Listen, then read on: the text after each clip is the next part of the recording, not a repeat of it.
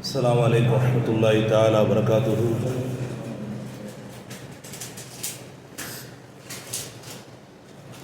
إن الحمد لله والصلاة والسلام على من ارتضى وعلى عباد الله الصالحين أما بعد فقد قال الله تعالى في كلامه الكريم والفرقان المجيد قال فأعوذ بالله من الشيطان الرجيم بسم الله الرحمن الرحيم ألم يعن للذين آمنوا أن تخشع قلوبهم لذكر الله قال الله تعالى أيضا أفلا يتدبرون القرآن أم على قلوب أقفالها صدق الله مولانا العلي العظيم.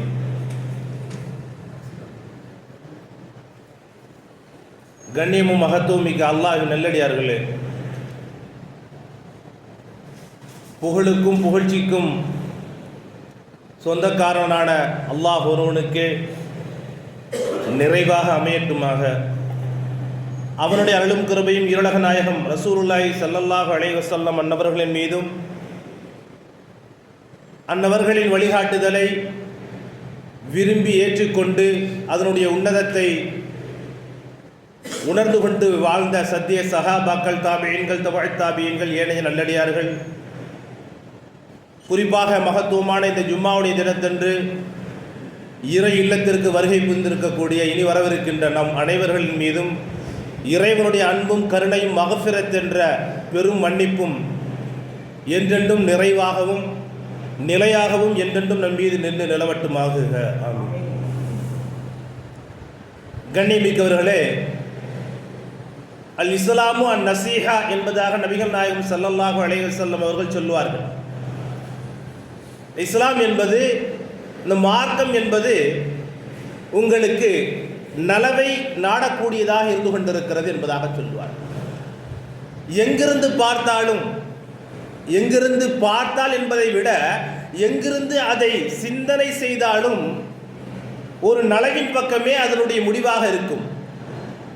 எங்கிருந்து குர்ஆனுடைய பார்வையை நபி ஸல்லல்லாஹு அலைஹி வஸல்லம் அவர்கள் மீது உண்டான அந்த வாழ்வியல் உண்டான பார்வையை ஒரு மனிதன் பார்க்கிறான் என்று சொன்னால், சிந்திக்கிறான் என்று சொன்னால், அதனுடைய வரைகளை சட்டதிட்டங்களை அவன் உற்று நோக்குகிறான் என்று சொன்னால், ஹவாத்திமுல் ஹைர் என்று சொல்லக்கூடிய அவனுடைய முடிவு இறுதி முடிவாக கூட இருக்கட்டும், அது நல்ல முடிவாக மாறிவிடும் என்பதாக அந்நசீஹா என்ற வார்த்தையிலே பெருமானார் ஸல்லல்லாஹு அலைஹி வஸல்லம் அவர்கள் ஆகச்சிறந்த உபதேசம், வழிகாட்டி, ஆகச்சிறந்த வழிமுறை என்பதாக பெருமானார் ஸல்லல்லாஹு அலைஹி வஸல்லம் அவர்கள் நமக்கு அடையாளப்படுத்தி காட்டியிருக்கிறார்கள் இந்த தீனுல் இஸ்லாம். அது சமயம் நம்முடைய வாழ்க்கையில் பல்வேறு நிலைகளை கடந்து கொண்டும் பல்வேறு விஷயங்களை, நிகழ்வுகளை பார்த்து கொண்டும் பல்வேறு சிந்தனைகளோடு வாழ்ந்து கொண்டிருக்கக்கூடிய நாம் இதைவிட பன்மடங்காக, ஒரு நல்ல சிந்தனை என்று சொன்னால் இதைவிட பன்மடங்காக நம்முடைய சிந்தனை ஒருமித்த நிலையில் இருக்கிறது என்று சொன்னால் இதைவிட பன்மடங்காக நம்முடைய சிந்தனை ஆக்ரோஷமாக, கோபமாக, பெருமையாக இருக்கிறது என்று சொன்னால் இதைவிட பன்மடங்காக வாழ்ந்த உத்தமர்கள் தான் சஹாபா பெருமக்கள். அவர்களுக்கு ஒரு காலம், ஒரு நேரத்தை அல்லாஹ் தஆலா அடையாளப்படுத்தி காட்டினான், ஒரு வாய்ப்பினை கொடுத்தான். அந்த வாய்ப்பை அவர்கள் சரியாக பயன்படுத்தி கொண்டார்கள். சரியாக அல்லாஹும் அவர்களை பயன்படுத்தி கொண்டார். அப்படி ஒவ்வொரு நிலைகளிலும் ஒரு மாற்றத்தை அல்லாஹ் தஆலா கொடுத்து கொண்டே இருப்பான். அந்த வாய்ப்பை யார் ஒருவர் சரியாக பயன்படுத்துகின்றார், தீனுக்காகவும் தீனுடைய மறுமையினுடைய வாழ்க்கைக்காகவும் யார் ஒருவர் ஆகிரத்துக்காக வேண்டிய அந்த வாழ்க்கையை பயன்படுத்தி கொள்கிறார்களோ அவர்களை விட மிக சுபிட்சமானவர்கள், சுப செய்தி சொல்லப்பட்டவர்கள் யாரும் இருக்க முடியாது. அல்லாஹு தஆலா மேற் சொன்ன வசனத்திலே ஒரு விஷயத்தை நமக்கு நினைவுபடுத்துகிறார். அவர்களுடைய உள்ளங்கள் பூட்டு போடப்பட்டிருக்கிறதா, இந்த குர்ஆனும் குர்ஆன் சொல்லக்கூடிய தத்துவங்களையும் உணராமல் விலகி கொள்ளாமல் இருப்பதற்கு அவர்களுடைய உள்ளங்கள் பூட்டு போடப்பட்டு இருக்கிறார் என்பதாக அல்லாஹு தஆலா வினா எழுப்புகின்றான். ஒரு வசனம், அலம் யஅனில்லதீன ஆமனு அன் தஹ்ஷா குலூபுஹும் லிதிக்ரில்லாஹ், அன் தஹ்ஷா குலூபுஹும் லிதிக்ரில்லாஹ். அதாவது அல்லாஹ்வுடைய ஞாபகம், அல்லாஹ்வுடைய ஆளுமை, அல்லாஹ்வுடைய சிந்தனை, இதை பற்றி பிரகடனப்படுத்துகின்ற பொழுது, வெளிப்படுத்துகின்ற பொழுது, உணர்த்துகின்ற பொழுது அவர்களுடைய உள்ளத்தில் எந்த விதமான பயமும் ஏற்படவில்லையா என்பதாக அல்லாஹு தஆலா வினா எழுப்புகிறார். ஒட்டுமொத்த ஆளுமையும் அவனிடம் நாளை ஒப்படைக்கப் போகின்றோம். நாம் வாழ்ந்த ஒரு அணுவளவு உண்டான வாழ்க்கையை, இந்த வாழ்க்கையில் நாம் பெரிதாக மதிக்கக்கூடிய எல்லா நிலைகளையும் அல்லாஹ்விடத்தில் நாளை ஒப்படைக்க போகின்றோமே. அப்பேற்பட்ட ரப்பு கண்காணித்துக் கொண்டிருக்கிறானே, அப்பேற்பட்ட ரப்பினுடைய அவன் கொடுத்த வாய்ப்பின் அடிப்படையில் நாம் நகர்ந்து கொண்டிருக்கிறோமே. அந்த நிலைப்பாடு, அந்த திக்ரியத், அந்த ஞாபகம் உங்களுடைய உள்ளத்தில் எந்த விதமான அசைவையும் ஏற்படுத்தவில்லையா என்பதாக ஒரு வசனம். இந்த வசனத்திற்கு பின்னால் ஒரு மிகப்பெரிய வரலாறு. எவ்வளவு சுருக்கமாக சொல்ல முடியுமோ இன்ஷா அல்லாஹ் அதை நம்ம என்ன செய்வோம், ஜும்மால சொல்றோம். ஃபுதைல் இப்னு இயால் ரஹ்மத்துல்லாஹி அலைஹி, ஃபுதைல் இப்னு இயால் ரஹ்மத்துல்லாஹி அலைஹி ஹிஜ்ரி 6ஆம் ஆண்டு 2ஆம் ஆண்டு அவர்கள் பெருமானார் ஸல்லல்லாஹு அலைஹி வஸல்லம் அவர்களோடு கரம் பிடித்து பைஅத் பெற்று இஸ்லாத்தை ஏற்றுக்கொண்டவர்கள். ஃபுதைல் இப்னு இயால் ரஹ்மத்துல்லாஹி அலைஹி ரலியல்லாஹு தஆலா அன்ஹு அவர்கள் உஸ்மான் ரலியல்லாஹு தஆலா அன்ஹு அவர்களுடைய நெருங்கிய உறவினர். இந்த நிலையில்தான் பெருமானார் ஸல்லல்லாஹு அலைஹி வஸல்லம் அவர்களுடைய அறிமுகம். உஸ்மான் ரலியல்லாஹு தஆலா அவர்களோடு பெருமானார் ஸல்லல்லாஹு அலைஹி வஸல்லம் அவர்களை பார்ப்பதற்கும் அவர்களோடு இருப்பதற்கும் ஒரு பெரிய வாய்ப்பை அல்லாஹ் தஆலா ஏற்படுத்தி கொடுத்தார். அதற்கு முன்னால் அந்த ஃபுதைல் இப்னு இயால் ரஹ்மத்துல்லாஹி அலைஹி அவர்கள் ஈரானுக்கும் துர்க்மெனிஸ்தானுக்கும் மத்தியில் உள்ள அந்த இடைப்பட்ட இடம் அவருடைய ஆளுமையின் இடமாக இருந்து கொண்டிருந்தது. எப்பேற்பட்ட ஆளுமை என்று சொன்னால், கொள்ளையடிப்பதில் மிக திறந்தவர்களாக, மிகப்பெரிய வல்லவராக வாழ்ந்தவர்கள். ஈரானுக்கும் துர்க்மெனிஸ்தான் என்ற அந்த 2 நாட்டுக்கும் 2 பகுதிக்கும் மத்தியில் அவருடைய சாம்ராஜ்யம் தான். இரவு நேரங்களில் யாரும் பயணிக்க முடியாது. ஃபுதைலினுடைய கூட்டம் வருகிறது என்று சொன்னால் அது எவ்வளவு பெரிய கூட்டமாக இருந்தாலும் சரி, அத்தனை நபர்களையும் அவர்கள் சூறையாடி விடுவார்கள். அவர் கொண்டு வந்த அத்தனை பொருட்களையுமே. இப்படி வாழ்ந்தவர்கள் தான் ஃபுதைல் இப்னு இயால் ரஹ்மத்துல்லாஹி அலைஹி ரலியல்லாஹு தஆலா அன்ஹு. உஸ்மான் ரலியல்லாஹு தஆலா அவர்களுடைய உறவுக்காரர். ஒரு காலகட்டம் நகர்கிறது. பெருமானார் ஸல்லல்லாஹு அலைஹி வஸல்லம் அவர்களுடைய தோற்றம், அவர்களுடைய அடையாளம் மக்காவிற்கும் மதீனாவிற்கும் அடையாளப்படுத்தப்படுகிறது. உஸ்மான் ரலியல்லாஹு தஆலா அன்ஹு அவர்கள் பெருமானார் ஸல்லல்லாஹு அலைஹி வஸல்லம் அவர்கள் நெருங்கிய நிலையில் இருக்கிறார்கள். அதனால் தன்னுடைய நெருங்கிய உறவினராக இருக்கக்கூடிய ஃபுதைல் இப்னு இயாலுக்கு இந்த தகவல் சென்றடைகிறது. பெருமானார் ஸல்லல்லாஹு அலைஹி வஸல்லம் அவர்களுடைய கரத்தை பிடித்து பைஅத் பெற்று இஸ்லாத்தை முழுமையாக ஏற்றுக்கொள்கிறார்கள். ஏற்றுக்கொண்டதற்கு பின்னால் காத்திபுல் வஹி என்று சொல்லக்கூடிய வஹியை எழுதக்கூடியவர்களுடைய பட்டியலில் அவர்களுடைய பெயரும் இடம்பெறுகிறது என்று சொன்னால் மிகையாக. ஏனென்று சொன்னால் சிறிது எழுதவும் படிக்கவும் கற்றறிந்த ஃபுதைல் இப்னு இயால் ஒரு கட்டம் இருந்தது. கொள்ளையாராக இருந்தார். மிகப்பெரிய மக்களுக்கு அச்சுறுத்தலை ஏற்படுத்தக்கூடிய நிலையில் இருந்த அவரை அல்லாஹு தஆலா முதலாக இந்த ஒளியின் பக்கம், இந்த மார்க்கத்தின் பக்கம் திருப்பி விடுகிறார். ஒரு கட்டம் பெருமானார் ஸல்லல்லாஹு அலைஹி வஸல்லம் அவர்களோடு ஒரு நெருங்கிய உறவை ஏற்படுத்தி அவர்களுடைய நன்மதிப்பை பெறக்கூடிய நிலையில் இருந்த ஃபுதைல் இப்னு இயால் ரலியல்லாஹு தஆலா அன்ஹு அவர்களுக்கு காத்திபுல் வஹி என்று சொல்லக்கூடிய வஹியை எழுதக்கூடிய நிலைப்பாட்டை அல்லாஹ் தஆலா கொடுத்தார். கொஞ்ச காலம் அப்படியே போகுது. பெருமானார் ஸல்லல்லாஹு அலைஹி வஸல்லம் அவர்களுக்கு வஹி வருகின்ற பொழுதெல்லாம் என்ன செய்வாங்க, அவங்கள்ட்ட எழுதுவாங்க. இப்னு அப்பாஸ், ஃபுதைல் இப்னு இயாத் 6 பேர் இருக்கிறாங்க காத்திபுல் வஹி என்று சொல்லக்கூடியவர். ஒரு கட்டம் நகர நகர மனிதனுடைய இயல்பு தன்மை இருக்கு இல்லையா, அந்த தன்மை அவர்களுக்கு வந்துருச்சு. பெருமானார் ஸல்லல்லாஹு அலைஹி வஸல்லம் அவர்களுக்கே அவர்களுடைய வஹியை எழுதக்கூடிய நிலையிலே நான் என்ன செஞ்சிட்டேன், நான் இருக்கிறேன் அப்படின்னு சொல்லிட்டு மக்களுக்கு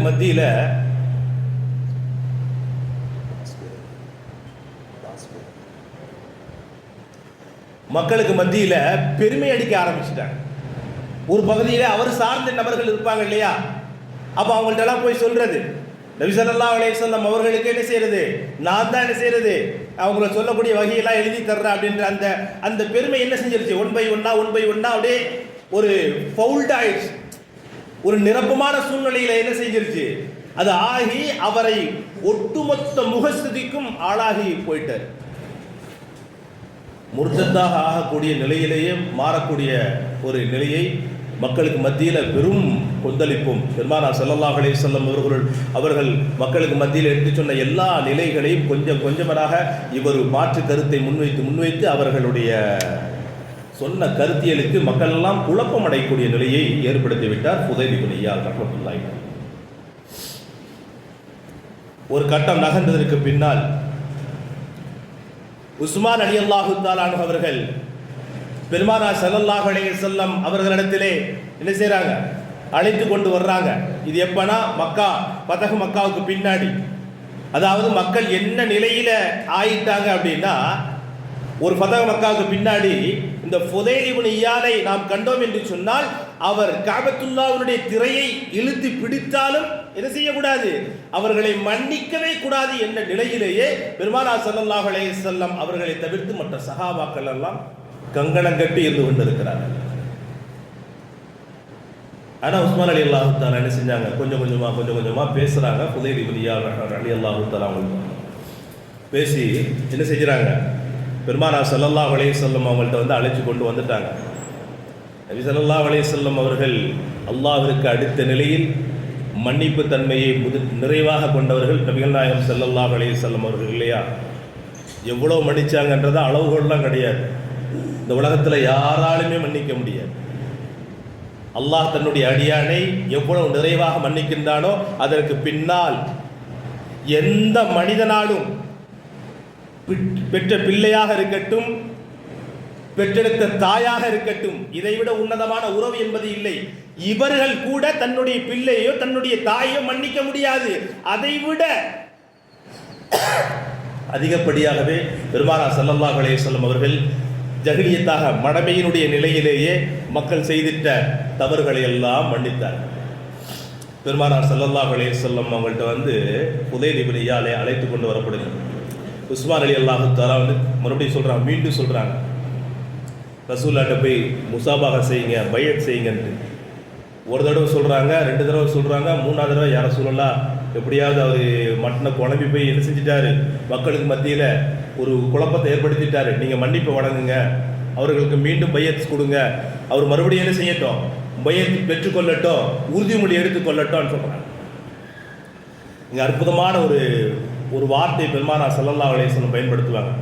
சரின்னு சொல்லிட்டு ஃபுதைல் இப்னு இயாத் ரலியல்லாஹு தஆலா அவர்களுடைய கரத்தை பிடித்து பையத் பெற்றதுக்கு பின்னால் உஸ்மான் ரலியல்லாஹு தஆலா அவங்களும் ஃபுதைல் இப்னு இயாத் ரலியல்லாஹு தஆலா அவங்களும் நகர்ந்துட்டாங்க. அங்கேருந்து நகர்ந்ததுக்கு பின்னாடி பெருமானார் ஸல்லல்லாஹு அலைஹி வஸல்லம் ஒரு வார்த்தை சொன்னாங்களா, 3 தடவை அவர் என்கிட்ட கேட்டார்ல, 3 தடவையும் எப்படியாவது மன்னிச்சிருங்க, அவர்கிட்ட உறுதிமொழி வாங்கிருக்கன்ட்டு ஃபுதைல்கிட்ட உஸ்மான் ரலியல்லாஹு தஆலா கேட்குறாங்கல்ல, நீங்கள் அந்த நேரத்தில் யாராவது பார்த்து அவரை வெட்டி இருக்கலாமே அப்படின்றாங்க நபிகள் நாயகம் ஸல்லல்லாஹு அலைஹி வஸல்லம். இந்த வார்த்தை பெருமானார் ஸல்லல்லாஹு அலைஹி வஸல்லம் சொன்ன வார்த்தை. திருமதியில் அந்த சம்பவம் பெரிய சம்பவம், நீண்ட ஒரு சம்பவம். பெருமானார் அப்போ என்ன அது எப்பேற்பட்ட வார்த்தையாக இருக்கும், நபியினுடைய அவங்களுடைய வாயிலிருந்து வரக்கூடிய வார்த்தை. 3 தடவை ஒருத்தர் வாய்ப்பு கேட்குறாரு, நீங்கள் வெட்டி இருக்கலாமே அப்படின்னு சொல்கிறாங்க. அப்பனா நபி ஸல்லல்லாஹு அலைஹி வஸல்லம் அவர்கள் இவரை கத்ல் செய்திருக்கலாம் என்று சொல்லுகின்ற அளவுக்கு ஃபுதைல் இப்னு இயாத் இந்த மார்க்கத்தை துண்டு துண்டாக ஆக்குவதற்கு, இந்த மார்க்கத்தை உடைப்பதற்கு எவ்வளவு பெரிய சூழ்ச்சிகளை செய்திருப்பார் என்பதனை நபி ஸல்லல்லாஹு அலைஹி வஸல்லம் சொன்ன அந்த கனத்த வார்த்தையின் மூலமாக நாம் விளங்கிக் கொள்ள முடியும். அப்போ சஹாபாக்கள் சொன்னாங்களாம், யார் ரசூலல்லாஹ், நீங்கள் அப்படியே கண் காட்டி இருந்தால் போதுமே, ஒரு கண் சிமிட்டி இருந்தால் அவரை அப்படியே போட்டிருப்போமே அப்படின்றாங்க. யார் ரசூலல்லாஹ், நீங்கள் அப்படியே கண் சிமிட்டி இருந்தீங்கன்னா இந்த ஃபுதைலை இல்லாமலேயே ஆக்கியிருப்போமே என்பதாக சஹாபாக்கள் சொன்னதற்கு பெருமானார் ஸல்லல்லாஹு அலைஹி வஸல்லம் அவர்கள் சொன்னார்கள், அதாவது கண்களின் மூலமாக துரோகம் செய்வதை, கண்ணின் மூலமாக தவறுகள் செய்வதை எந்த நபிக்கும் அல்லாஹு தஆலா அனுமதிக்கவில்லை என்பதாக அந்த விஷயத்தை அப்படியே முடிச்சிடுறாங்க. பெருமானார் ஸல்லல்லாஹு அலைஹி வஸல்லம் அவர்கள் அந்த விஷயத்தை அப்படியே முடிச்சிடுறாங்க. காலம் இன்னும் நகருது, மன்னிப்பு வழங்கிட்டாங்க. மீண்டும் பெருமானார் ஸல்லல்லாஹு அலைஹி வஸல்லம் அவர்களோடு பிரயாணப்படுறாங்க, சில போர்களில் கலந்து கொள்றாங்க. ஒரு கட்டம் வருது, உஸ்மான் ரலியல்லாஹு தஆலா அன்ஹு, உமர் ரலியல்லாஹு தஆலா அவங்களுடைய ஆட்சி காலம் வந்துருக்கு. அது வரைக்குமே பெருமானார் ஸல்லல்லாஹு அலைஹி வஸல்லம் அவர்களை நேரில் பார்க்க மாட்டாங்கன்னா இந்த ஃபுதைல் இப்னு இயாத் ரலியல்லாஹு தஆலா வருவாங்க, நேராக வருவாங்க. பார்க்கும்போது நபி ஸல்லல்லாஹு அலைஹி வஸல்லம் எத்தாவில் வந்துட்டாங்கன்னா என்ன செஞ்சிருவாங்களா, உடனே தலையை குனிஞ்சுப்பாங்க. அவ்வளோ வெக்கம். ஆனால் அதாவது ஒரு மன்னிப்பு வழங்கியதுக்கு பின்னால் அவனுடைய மனநிலையை நாம் நினைக்கிறோம், ஒருவரை மன்னிப்பதன் மூலமாக என்ன நடக்க போகுதுன்னு நினைக்கிறோம். ஆனால் ஒருவர் தன்னுடைய பாவத்தை, நாம் செய்த குற்றத்தை, மக்களுக்கு செய்த, உறவுகளுக்கு செய்த, சமூகத்திற்கு செய்த அந்த தவறுகளை மன்னிப்பு கேட்கின்ற பொழுது ஒருவேளை மன்னிக்காம விட்டுட்டா பிரச்சனை இல்லை, மன்னிச்சதற்கு பின்னால் அவரை விட பெரிய நிலைக்கு இந்த மனுஷன் அல்லாஹ் தஆலா என்ன செஞ்சிருவான், அப்படியே மாற்றி கொண்டு போய் வச்சிருவான், உயர் நிலைக்கு கொண்டு போய் வச்சிருவான்றதுக்கு ஒரு எக்ஸாம்பிள் தான் இந்த நாயகத்தோழர். நபி ஸல்லல்லாஹு அலைஹி வஸல்லம் வருவாங்க, அப்படியே தலை குனிஞ்சு போயிடுவாங்க வெக்கப்பட்டு. ஃபுதைல் இப்னு இயாத் ரஹ்மத்துல்லாஹி அலைஹி. ஒரு கட்டம் நகருது. உமர் ரலியல்லாஹு தஆலா அவங்களுடைய ஆட்சி காலம். உமர் ரலியல்லாஹு தஆலா அவங்களுடைய ஆட்சி காலத்தில் ஒரு பெரிய வாய்ப்பை ஒன்று கொடுக்குறாங்க. எகிப்தினுடைய மேற்கு பகுதியினுடைய ஆளுநராக ஃபுதைல் இப்னு இயாத் ரலியல்லாஹு தஆலா அவர்கள் நியமிக்கப்படுகிறார். பெரும் ஆட்சி செய்கிறாங்க. மக்களுக்கு நீதமான உமர் ரலியல்லாஹு தஆலா அவர்கள் எந்த விதமான நீதத்தை இறைவனுக்கும் இறை மார்க்கத்துக்கும் உட்பட்டு அவர்கள் நடந்து கொள்வார்களோ அதே போல ஃபுதைல் இப்னு இயாத் ரலியல்லாஹு தஆலா அவர்களும் என்ன செய்கிறாங்க, அதே போல நீதமான ஆட்சி வழங்குறாங்க. அடுத்து உஸ்மான் ரலியல்லாஹு தஆலா அவங்களுடைய ஆட்சி காலம், ஹலீஃபா உஸ்மான் ரலியல்லாஹு அவங்களுடைய ஆட்சி காலத்தில் எகிப்தினுடைய முழு ஆளுநர், அப்போ யார் அங்கே ஆளுநராக இருக்கிறாங்கன்னா அம்ர் இப்னு ஆஸ் ரலியல்லாஹு தஆலா அவர்களுடைய அந்த பதவியை அப்படியே நிப்பாட்டிட்டு இந்த ஃபுதைல் இப்னு இயாத் ரலியல்லாஹு தஆலா அவர்களை முழு எகிப்தினுடைய ஆளுநராக என்ன செய்கிறாங்க, நியமிக்கிறாங்க. அப்பொழுதும் மக்களுக்கு நல்ல ஒரு நிலையில கொண்டு போயிட்டே வர்றாங்க. மக்களுக்கு தேவையான விஷயங்களை எடுத்து சொல்றது, மார்க்கத்தை எடுத்து சொல்றது, அவர்களுடைய அத்தியாவசியமான நிலைகளை எடுத்து சொல்றது. ஒரு கட்டம் நகருது. அவங்களுடைய ஃபாத்திஹ் ஆஃப்ரிகா அப்படின்னு சொல்லுவாங்க. அதாவது அவங்க இருந்து அந்த எகிப்தை சுற்றியுள்ள பல்வேறு நகரங்களையும் கைப்பற்றி, பல்வேறு நகரங்களும் இவர்களுடைய ஆட்சிக்கு உட்பட்டு என்ன செஞ்சிட்டாங்க, ஒரு தனி ஆளுமையை செலுத்தியவர்கள் ஃபுதைல் இப்னு இயாத் ரலியல்லாஹு தஆலா அவர்கள். அப்ப தரைக்கடல் சொல்லுவாங்க இல்லையா, தரைக்கடல் மத்திய தரைக்கடல் ரோம பேரரசு அப்பொழுது பெரிய ஆட்சி அமைப்பு. அவங்களை எதிர்த்து உலகத்தில் யாருமே ஒரு பெரிய எதிர்ப்பையோ ஒரு போராட்டத்தை நடத்த முடியாது. ஆனால் அந்த ரோமர்கள் மிகப்பெரிய ஆளுமையோடு என்ன செய்கிறாங்க, இருக்கிறாங்க. எகிப்தில் இவங்களுடைய ஆளுமை நடந்து கொண்டு இருக்கு. ஒரு கட்டம் வருது, அந்த சொல்லுவாங்க இல்லையா, இடப்பிரச்சனை, இடத்துக்காக வேண்டி, நிலத்துக்காக வேண்டி பெரும் போராட்டம் நடத்துகிறாங்க. ஒரு கட்டம் வருது, இது போர் தான், போரில் தான் முடிஞ்சாகணுன்ற நிலைப்பாடு வருது. இந்த ரோமர்கள்லாம் என்ன செஞ்சிட்டாங்க, அவங்களுடைய மத்திய தரைக்கடல்ன்றது அவங்களுடைய ஆதிக்கத்துக்கு உண்டான விஷயம். அப்போ என்ன செய்கிறாங்கன்னா, போருக்கு நாள் குறிக்கப்பட்டுருச்சு. ஆனால் போர் எங்கே நடக்கணும்னா கடலில் தான் நடக்கணும். இப்படி ஒரு கண்டிஷனோடு போருக்காக வேண்டி எல்லாரும் என்ன செய்கிறாங்க, தயாராக ஆகுறாங்க. இந்த ஃபுதைல் இப்னு இயாத் ரலியல்லாஹு தஆலா இந்த அரபியல் தேசம் வந்த மக்களுக்கு கடல்னா என்னன்னு தெரியாது. கடலில் போயிட்டு நின்று சண்டை போடுறதுன்றது சாதாரணமான அதை பார்த்ததே கிடையாது நிறைய பேர் இல்லையா. அப்போ சொல்கிறாங்க, தரை மார்க்கமாக லெட்டர் எழுதுறாங்க, தரை மார்க்கமாக நம்மளுடைய சண்டை வச்சுக்கலாம், போரை நடத்தலாம்னு சொல்லிட்டு. அதெல்லாம் முடியாது, கடலில் தான் சண்டை போடணும்னு சொல்லிட்டு. அப்போ தான் என்ன செய்ய முடியும்? உங்களுடைய நிலைமை, உங்களுடைய நிலையோ, உங்களுடைய நிலைமையோ, உங்களுடைய நிலத்தினுடைய அங்கீகாரமோ, இங்கே இந்த இடத்துல சரியான வீரர்கள், சரியான ஆளுமைகள் யார் என்பதை நிரூபிப்பதற்கு இதுதான் சரியான இடம் என்பதாக மறுபடியும் மீண்டும் மடல் வருது. சரின்னு சொல்லிட்டு தயாராயிட்டாங்க. அங்கே பார்த்தீங்கன்னா கிட்டத்தட்ட ஒரு 1000க்கும் மேற்பட்ட படகுகள் இஸ்லாமியர்களுக்கு ஃபுதைல் இப்னு இயாத் ரலியல்லாஹு தஆலா அவர்களும் அவர்களை சார்ந்த மக்களுக்கும் என்ன செய்ய ஒரு 200 படகு மட்டும் இருக்கு. அப்போது ஒரே ஒரு கண்டிஷன் மட்டும் போடுறாங்க, அதாவது உங்களுடைய படகையும் எங்களுடைய படகையும் என்ன செஞ்சுக்க இணைச்சு கொள்ளுங்க. ஒரு படகை இன்னொரு படகோடு சேர்ந்து என்ன செஞ்சிடறது, கட்டிடுறது. ஒரு பெரிய வரலாறு நம்ம சுருக்கமாக ஞாபகப்படுத்துகிறோம். போர் நடக்குது, அந்த நேரமும் வந்துருச்சு, அந்த டைம் வந்துருச்சு, என்ன செய்யப்பட்டுருச்சு, போரும் நடக்குது. பெரிய கிட்டத்தட்ட ஒரு 6-7 நாட்கள் தொடர்ந்து நடந்துகிட்டே இருக்கு. இவங்க 200 படகுல இந்த மக்கள் இருக்கிறாங்க, கிட்டத்தட்ட அவங்க 1000 படகுக்கு மேலாக இந்த மக்கள் இருக்கிறாங்க. பெரிய போர் நடந்தது. போரினுடைய முடிவில இஸ்லாமியர்கள் ஃபுதைல் இப்னு இயாத் ரலியல்லாஹு தஆலா அவர்களும் அவர்களை சார்ந்த பெருமக்களும் பெரிய தியாகங்கள் செஞ்சாங்க. எத்தனையோ சஹாபாக்கள் என்ன செஞ்சாங்க, அதிலிருந்து பெரும் சஹாபாக்கள் எல்லாம் வஃபாத் ஆயிடுறாங்க, ஷஹீத் ஆகுறாங்க. கிட்டத்தட்ட போருடைய முடிவில் அந்த ரோமர்களுடைய 900 படகுகள் கைப்பற்றப்பட்டுருச்சு.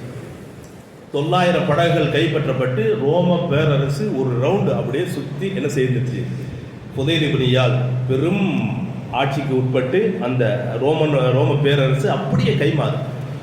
அப்போ ஒரு நாட்டை அங்கீகரிப்பது அப்படின்பது, ஒரு நாட்டினுடைய அங்கீகாரத்தை தன்னுடைய ஆளுமைக்கு முழுமையாக கொண்டு வருவது என்பது சாமானியமான விஷயம் இல்லை. அது எவ்வளோ பெரிய தியாகம் செஞ்சிருக்கணும், அதுக்கு எவ்வளோ பெரிய உறுதி வேணும். அல்லாஹு தாலா பெரிய வெற்றியை கொடுத்தான். அப்படியே காலம் நகர்ந்ததுக்கு பின்னாடி அவங்களுடைய கடைசி காலம், அந்த ஆளுமையெல்லாம் என்ன செஞ்சிட்டாங்க, அந்த ஆளுநருடைய நிலைப்பாட்டை இருந்து வயது முதிர்ந்துருச்சு. கடைசி காலம் எங்கே இருக்கிறாங்கன்னா பலஸ்தீன், ஜெருசலத்துலேருந்து ஒரு 50 கிலோமீட்டருக்கு பக்கத்தில் ஒரு அஸ்கலான் அப்படின்ற ஒரு ஊர், அந்த ஊருக்கு பிரயாணப்படுறாங்க. அவங்க வாழ்ந்த இடத்துக்கும் அவங்க ஆட்சி செய்த இடத்துக்கும் விட்டு தூரமாக என்ன செஞ்சாங்க, வயது முதிர்ந்துருச்சு, தூரமாக போயிடுறாங்க. ஃபுதைல் இப்னு இயாத் ரலியல்லாஹு தஆலா அவர்கள் பலஸ்தீனுக்கும் ஜெருசலத்திற்கும் மேற்கே கிட்டத்தட்ட ஒரு 50-60 கிலோமீட்டருக்கு அருகாமையில் இருக்கக்கூடிய அஸ்கலான் அப்படின்ற இடத்துக்கு போயிடுறாங்க. கடைசி கட்டம், சின்ன மதரசா மாதிரி பசங்களுக்கு பாடம் சொல்லி கொடுத்துட்டு அப்படியே நகர்ந்து கொண்டு இருக்கிறாங்க. ஒரே ஒரு ஆசை மட்டும் சொல்லிக்கிட்டே இருப்பாங்க. என்ன அப்படி சொல்லுவாங்கன்னா, அல்லாஹ்ட்ட துஆ கேட்டுகிட்டே இருப்பாங்களா, யா அல்லாஹ் ஃபஜ்ருடைய நேரத்தில் என்னுடைய உயிரை கைப்பற்றிடு, ஃபஜ்ருடைய நேரத்தில் என்னுடைய ரூஹனை கைப்பற்றிடு சொன்னது மட்டும் இல்லை, நைட்டு திடீர்னு முடிச்சு பார்ப்பாங்களாம், மக்கள்கிட்ட கேட்பாங்களாம், கூட இருக்கக்கூடிய பணியாட்கள்கிட்ட கேட்பாங்களா, வீட்டில் இருக்கவங்கள்ட்ட கேட்பாங்களாம், ஃபஜ்ர் நேரம் வந்துருச்சு போல இருக்கேன்ட்டு. அப்படியே ரொம்ப நாளாக, அதுவும் இது இந்த நேரத்தில் கொஞ்ச நாள் என்ன செஞ்சு அப்படியே நகர்ந்துக்கிட்டே இருக்கு. இடையில எந்திரிச்சு பார்ப்பாங்க, ஃபஜ்ருடைய நேரம் வந்துருச்சு போல இருக்குன்ட்டு இப்படியே கேட்டுகிட்டே இருக்கிறாங்க. அதுவும் கொஞ்சம் காலம் நடக்குது. ஒரு நாள் ஃபஜ்ருடைய தொழுகையில் முதல் ரக்காத்து சூரத்துல் ஃபாத்திஹா அல் ஆதியாத் ஓதுறாங்க, 2வது ரக்காத்து சூரத்துல் ஃபாத்திஹா துணை சூரா ஓதுறாங்க, தஹியாத்தில் உட்குறாங்க, தஹியாத் முடியுது, சலவாத்து முடியுது, ஒரு பக்கம் சலாம் கொடுக்குறாங்க, அஸ்ஸலாமு அலைக்கும், தொழுகை முடிஞ்சுது, ரூஹும் கைப்பற்றப்பட்டிருக்கு. இப்படியாக அவருடைய வாழ்க்கை என்ன செய்யுது, முடிஞ்சுது. இப்போ என்ன நாம் பார்க்குறோம் அப்படின்னா, அல்லாஹ் ரப்பல் ஆலமீன் சொன்ன அந்த வார்த்தை இருக்குது, நபி ஸல்லல்லாஹு அலைஹி வஸல்லம் அவர்கள் கொடுத்த வாய்ப்பு ரெண்டுமே ரொம்ப உன்னதமானது. அவங்களுக்கு ஒரு நேரம் தான் கொடுத்த அல்லாஹு தாலா எல்லாத்துக்குமே ஒரு நேரங்களையும் காலங்களையும் கொடுத்து கொண்டு இருக்கிறான். அவன் கொடுத்த நேரங்களையும் காலங்களையும் நாம் நம்முடைய மறுமை வாழ்க்கைக்காக வேண்டி அதை மாற்றி அமைத்துக் கொள்வதை மேற்சொன்ன வசனமும் அந்த நிகழ்வும் நமக்கு நினைவுபடுத்திக் கொண்டிருக்கிறது. எப்படி ஆரம்பித்தாங்க தங்களுடைய வாழ்க்கையை, ஆனால் அல்லாஹு தாலா ஒரு நேரத்தில் எப்படி முடிச்சுட்டான். அல்லாஹ்வுக்கு பிடித்தமான இஸ்லாமியர்களுக்கு ஒரு மிகவும் தைரியம், அதாவது இஸ்லாமியருக்கு பெரும் உற்சாகத்தையும் பெரும் உத்வேகத்தையும் தரக்கூடிய அளவிற்கு அவங்களுடைய நம்பிக்கையும் ஆளுமையும் மிக சிறந்ததாக அவர்களுடைய வரலாறிலே பதிவு செய்யப்பட்டிருக்கிறது என்பதை நாம் பார்க்க முடிகிறது. அதனால அல்லாஹ் ரசூலும் நமக்கு அவ்வப்போது நினைவுபடுத்தக்கூடிய செய்தி, அல்லாஹு தாலா எல்லாவற்றிற்குமே எல்லா மக்களுக்குமே வாய்ப்புகளை கொடுத்துருக்கான். நாம காரணங்களையும் நேரங்களையும் சொல்லி தவிர்த்து கொண்டே இருக்கும் இல்லையா?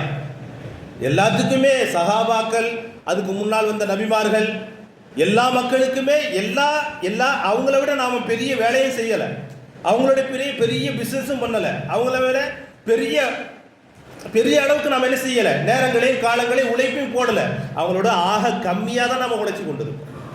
ஆனால் இருந்தும் கூட நமக்கு என்ன செய்யலை, நம்முடைய கல்பு இந்த உலகத்தை நோக்கியே போய் கொண்டு இருக்கிறது. ஆனால் அவங்கெல்லாம் அவங்களுடைய உறுதி நிலைப்பாடை எங்கே வச்சாங்க? ஆகிரத்தில் வச்சாங்க, மறுமை வாழ்க்கைக்காக வேண்டி வச்சாங்க, கபருடைய வாழ்க்கைக்காக வேண்டி வச்சாங்க. இதை ஆழமாக வைக்கின்ற பொழுதுதான் நம்முடைய பிரயாணம் சரியாக இருக்கும். ஆகிரத்துக்காக வேண்டி நபி ஸல்லல்லாஹு அலைஹி வஸல்லம் எவ்வளவு செய்திகளை சொல்றாங்க இல்லையா? ஆகையினால அல்லாஹ் ரசூலும் நாம் நம்முடைய மறுமை வாழ்க்கைக்காக வேண்டிதான் இங்கு படைக்கப்பட்டு இருக்கிறோம் எந்த உறுதியான சிந்தனை மட்டுமல்ல, அதை செயல்பாட்டில் நாம் கொண்டு வருவதற்காக வேண்டி வசனங்களையும் வார்த்தைகளாகவும் வரலாறாகவும் அப்போது நமக்கு நினைவுபடுத்தி கொண்டிருக்கிறார். அதனால நம்முடைய ஈருலக வாழ்க்கையிலும் எது வெற்றி என்பதாக அல்லாஹ் ரசூலும் அவ்வப்போது நமக்கு நினைவுபடுத்தி கொண்டிருக்கிறார்களோ இயன்ற அளவு நாம் நம்முடைய வாழ்க்கையில் நடைமுறைப்படுத்துவதற்கு முயற்சிகள் செய்வோமாக. வல்ல ரப்புல் ஆலமீன் தௌஃபீக் என்ற பேருபகாரத்தை நம் அனைவர்களுக்கும் தந்த அருள் புரிவானாக. வாஹர் தஅவானா அல்ஹம்துலில்லாஹி ரப்பில் ஆலமீன். அஸ்ஸலாமு அலைக்கும் வரஹ்மத்துல்லாஹி தஆலா.